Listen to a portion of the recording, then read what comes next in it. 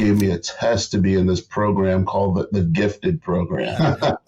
I always try to be that person that shows up for people, listening and speaking in a way that could help support whatever it is they're trying to accomplish. Great conversation, though. Thanks, Wil. Welcome back. This is Simon Phillips, and this is Leading the Field, the podcast where I interview people who are doing some great things in their lives. And today is no exception. It's Wil Johnson, all the way from the US. What's your current role? What is it that you're up to?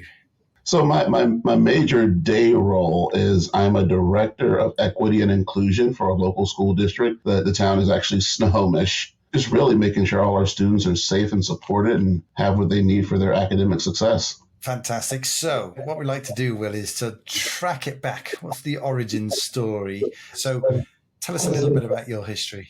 Well, it's interesting, and I'm not shy. I feel free sharing all types of stuff. But I think back to when I was in school, and I was early on, one of these kids who, whenever I took a test, I would, the tests were pretty easy. And whenever a lesson was given, I got it pretty easily. And so then they gave me a test to be in this program called the Gifted program, and so school just came easy for me. And after high school, the deeper story is by not really having to work hard to pass tests, I didn't really develop a work ethic to dig in and do hard work. So as the work got harder, I wasn't really quite sure of how to engage. I was only at the university for a semester before deciding to join the Army. It was there that I really kind of developed the habits of discipline and focus and strategy, and about really getting the mission done in the military that kind of set the path for the rest of my life. And so when I got out of the military, I realized I wanted to go back to school. And once I got into school, I'm hearing all of these conversations around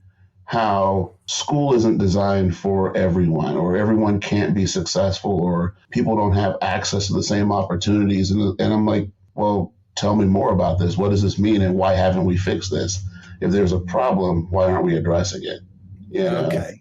Did that surprise you because of your experience of just finding school easy? Had that experience almost blinded you to the fact that there was a lack of equity in terms of the opportunities between people? It did surprise me a little bit. And I'll also say that where I attended school, most people looked like me. And the white students were the minority in my school. And when I saw pretty much everyone just having access to the same opportunities in my school and in my community, I would hear about it being different in other places, but that wasn't my life journey. Was it therefore straightforward coming out of college into what you did next, or were there some twists in the journey? Oh, there were absolutely twists in the journey.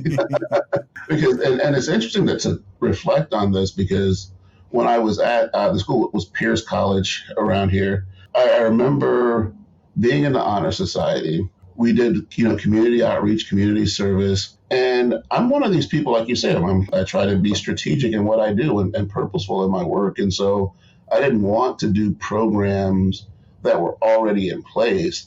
I wanted to meet some unmet need within our community.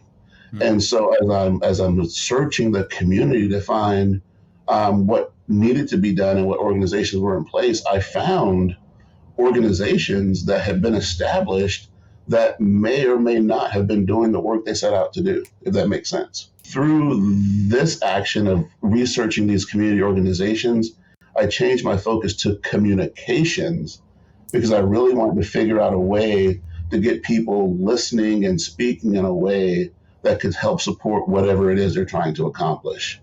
And so when I graduated from the University of Washington in Tacoma in 2008, that was a recession. And so I wasn't able to get a job in the communications field doing the work that I wanted to do. Those were some of the positions that were being cut, or I was also competing with people who had master's degrees and years of experience. It's like, hey, you have no experience, we're not going to hire you. And so I wanted to find something, but it was pretty difficult. I was connected to a local school district through some volunteer work. And so I actually ended up being a paraeducator in what's called a life skills program. It's a special education program. And I worked specifically as a one-on-one support for a student who had autism. And this student was nonverbal, extremely aggressive. And that was kind of that twist to begin my educational career to get me on the trajectory where I am now. There's something really powerful that the listeners could pick up from your story here. You didn't have it all mapped out.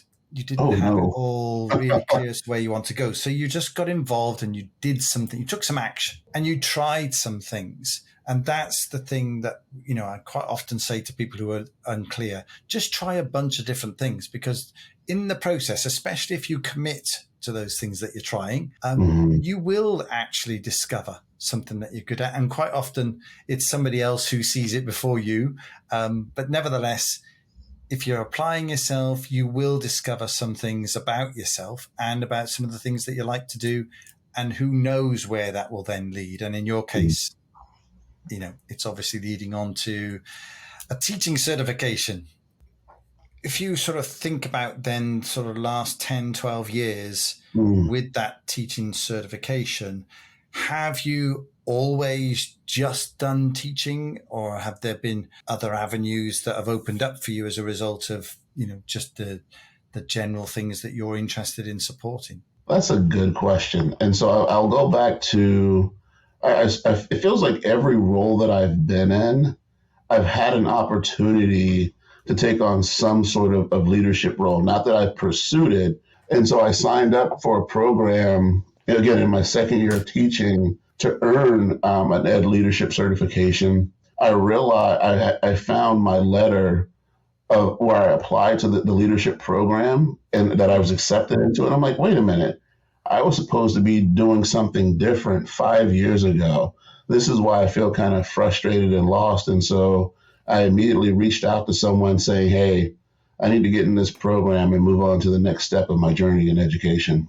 Making that decision, if you like, what's the thought process you go through? Because you often hear about people setting goals and, that's how they move themselves forward. But that sounds almost like there's an extra level going on there in terms of your commitment to that. Right. Well, thank you for saying that. And I think it even goes back to what you're saying about being strategic, because for me, I always try to be that person that shows up for people. And so when I decided this was what I wanted to do, I'm pulling out the little black book, even though you don't have it, it's all on your cell phone. I'm pulling up all these numbers and it's like, hey, I want you to know, here's what I'm looking for. And people are like, oh my God, Wil, you'd be great at that. Let's see what we can find out and where something's going to open up, and we'll do whatever we can to help make sure that happens. And so I can't say that I did this on my own. It was through connections with people and the reputation I had of showing up and following through, where people were like, okay, here's an opportunity here. Here's an opportunity here. What looks good for you? Now, Wil, nobody gets off leading the field without contributing to the playlist. So what track has maybe inspired you in the past, has maybe followed you through the years? You tell us a story and tell us which track you've chosen to add to the Lead in the Field playlist. There was a song that was super popular at that time in our area, and the name of the group is Sounds of Blackness. Okay. And the song is Optimistic. I'm just making a note of that. Well, thank you for taking time out and showing up, as they say, and making this a great conversation. So thanks, Wil. We will no doubt catch up again soon. And For sure. How can people get hold of you if they'd like to find out more about what you're doing? Maybe they'll be, we do have a bit of an audience all over the world. So if there's people that want to get hold of you, how can they do that? That's a good question. I think that the best way is on LinkedIn. And LinkedIn, you can find me just as Wil Johnson, WIL, 1L. But then also Leadership EQ is my LLC that I have. So if you look Wil Johnson, Leadership EQ, LinkedIn, you can find me. And I accept most people, but send me a message. Brilliant. Okay. Thanks, Wil. Thank you.